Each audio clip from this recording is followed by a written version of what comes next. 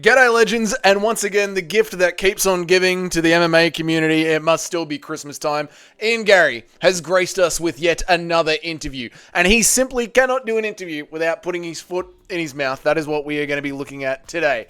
Ian Garry continues to be the perfect example of why you should not let your wife write your lines for you, mate, when you are in the business of fisticuffs. Because every single time he does it, he gives us something to poke fun at. And yes, Ian Garry, he sort of endeared himself to us in the MMA community a little bit by being able to survive Shavkat Rakhmonov for 5 rounds. But if he goes back to his old ways, that will not last long. He is not that popular of an Irish man yet, where he can get away with whatever he wants. He can't just go and buy a bare-knuckle fighting league and pretend to fight in that instead of fighting in the UFC. You know what I mean? He can't go and drag women into the NBA bathroom. He can't screw midgets. He can't be found literally liable for assault and still have a massive part of the MMA community carry water for him. Ian Garry is just clanging on to a little bit of goodwill from the fans, okay? Just because you're Irish doesn't mean you can get away with doing whatever you want. So what has Ian Garry actually said that has caused this kind of reaction? Well, let us get into it.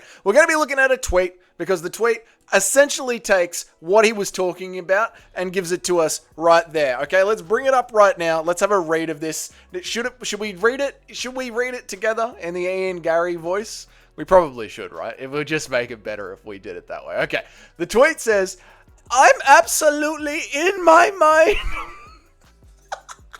Okay.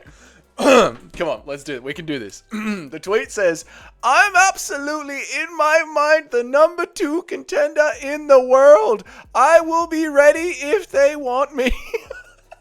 Oh, Ian. Oh, Ian Garry.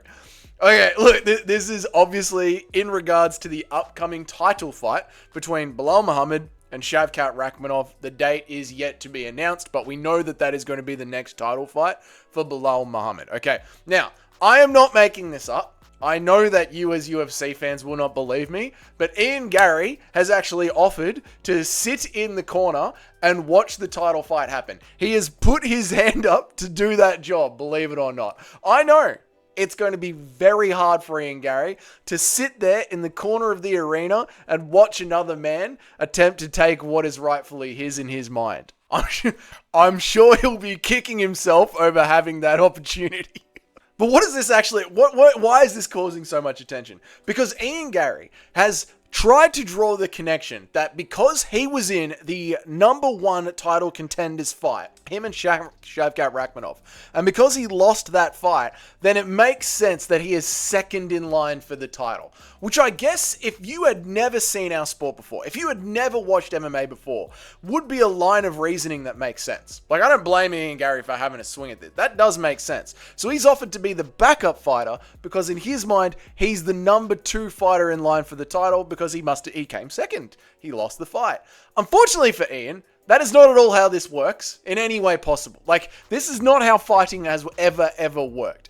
And what is even worse for Ian Garry is the only people that are going to see this tweet, hear this interview, listen to this bit of news, are people who understand the UFC, who understand MMA beyond watching more than one fight. They get that you can't lose a fight and then be next in line for a title, Ian.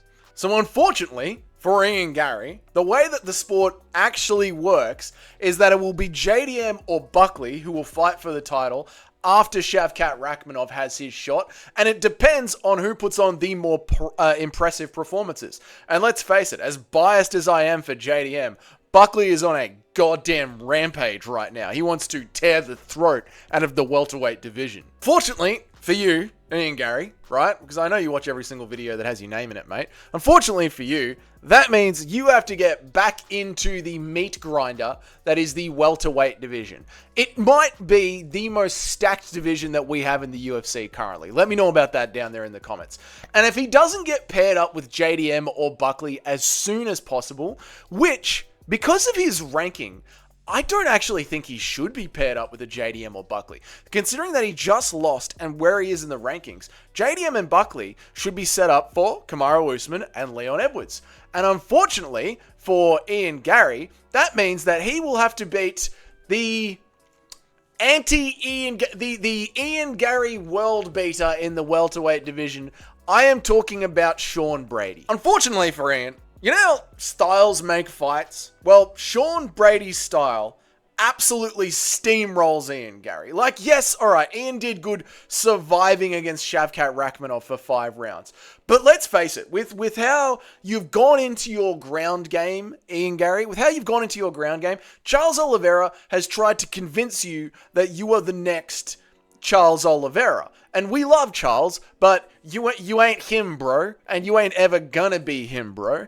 If you try and stand with Sean Brady at range and pick your shots and make it look nice and clean, he is going to barrel through you, Ian Garry. Barrel through you. It is going to look like Bilal Muhammad versus Leon Edwards, except it's going to be some sort of a weird Wish.com, Temu, PFL, Bellator version of that. You know what I'm saying? It's just unfortunate for Ian, because that is the reality of his situation right now. He is looking squarely at a Sean Brady. And with talk like this about him still being number 2 in the world, next in line for the title, it's very obvious that he feels like he's like Khalil Roundtree, big-chested, walking around after his fight with Alex Pereira. Like, the entire MMA community loves Khalil Roundtree because he just put on this bloody war for us. He just endeared himself to us. He went blood and guts with Alex Pereira. Alex Pereira, you know, the second best pound-for-pound fighter in the world, by the way, went blood and guts with the 8th-ranked guy coming up with drugs. But this isn't an Alex Pereira hate video. I'm just saying.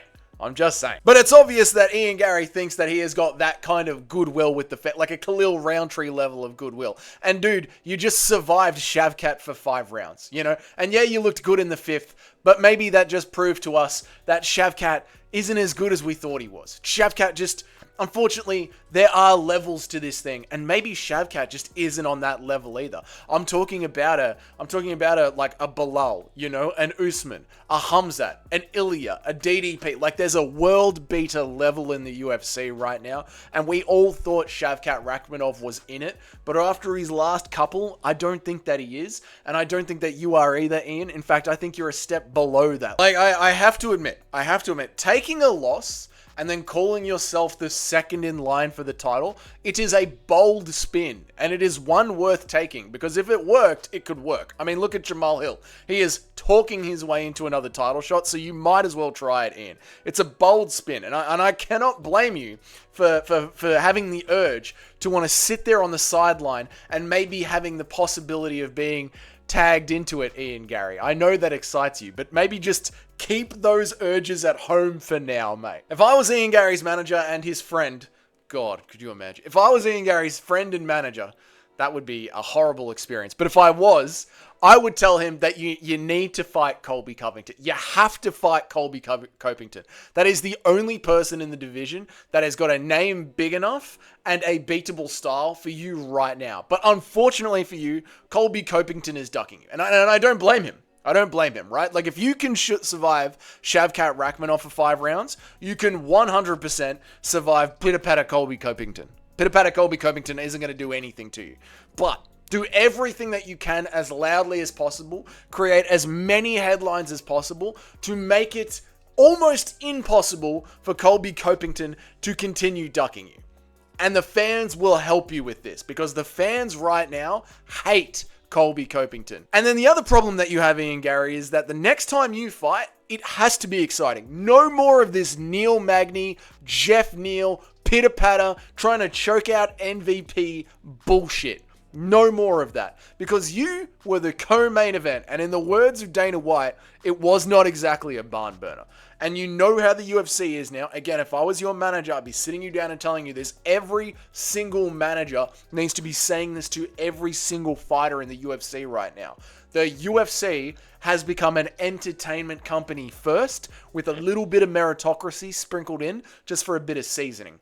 And Ian Garry, your last couple of fights, Neil Magny was dog shit. Jeff Neal was kind of dog shit. MVP was dog shit. You versus Shavkat Rakhmonov was dog shit. You are being known as the new Leon Edwards, decision merchant, boring, the fans don't like you, your fight style isn't interesting. This is not going to help you get a title shot. And you do not want to be moved from the UFC's golden egg prospect into that Bilal Muhammad, Leon Edwards, Merab Dvalishvili, Magomed Ankalaev basket, where it doesn't matter how many times you win, they're not going to give you a title shot. I honestly believe, Ian Garry, you're that close to being moved into that side of the pile. Especially considering that in welterweight, you've got Usman, who talks a bunch of smack. And let's face it, Usman's last 3 fights were very, very impressive. He was beating Leon Edwards. Leon Edwards cheated his way through their 3rd fight, and he took Khamzat Chimaev 11 days off the couch and took him to what many fans think was a draw. That's amazing from Kamaru Usman. He is aging absolutely beautifully, and he keeps talking trash in the media.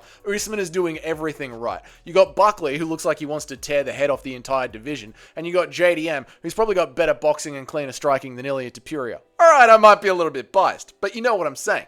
Ian Garry, you got a lot of big names and a lot of big personalities to try and weave your way around to get back in there. So go after Colby Covington, put him away, make sure he hasn't got any excuses, offer to fight him in Florida so he can't blame any liberal judges or diversity hire this or diversity hire that. Take away all of Colby Covington's ridiculous excuses and absolutely beat the hell out of him in Florida at the start of the year. But don't offer to tag in while another man is trying to get a belt wrapped around his waist, especially with your reputation, Ian Garry. That's it, boys. Let me know, Ian Garry, where do you think he should go next in the welterweight division? Who do you think he should fight next? Let me know about it down there in the comments. If you enjoyed this video and it's your first time here, g'day, my name is Dougie. I try and make an MMA video every single working day of the week.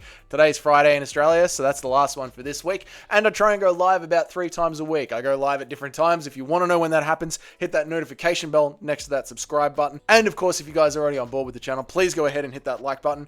Until then, I'll see you all in the next one.